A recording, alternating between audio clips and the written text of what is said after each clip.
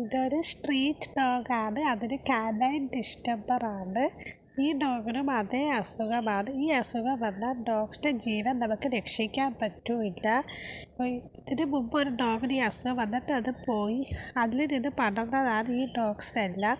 തെരുവ് നായ്കൾക്ക് ഈ അസുഖം വരാതെ ഇരിക്കാൻ വേണ്ടി വാക്സിനേഷൻ മാത്രമാണ് എടുക്കാൻ പറ്റുന്നത്. പക്ഷെ ആരും തെരുവ് നായ്കൾക്ക് വാക്സിനൊന്നും എടുക്കാറില്ല.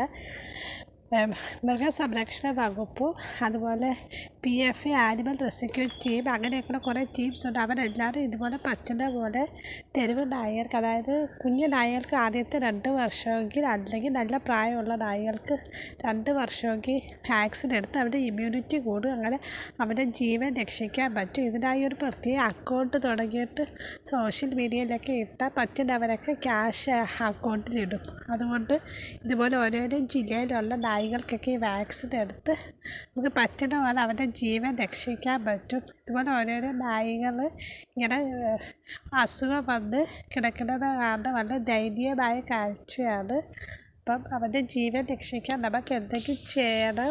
അതിനുവേണ്ടി ഒരു അക്കൗണ്ട് തുടങ്ങി എല്ലാവരും സഹായിക്കണം. അതിനുവേണ്ടി മൃഗസംരക്ഷണ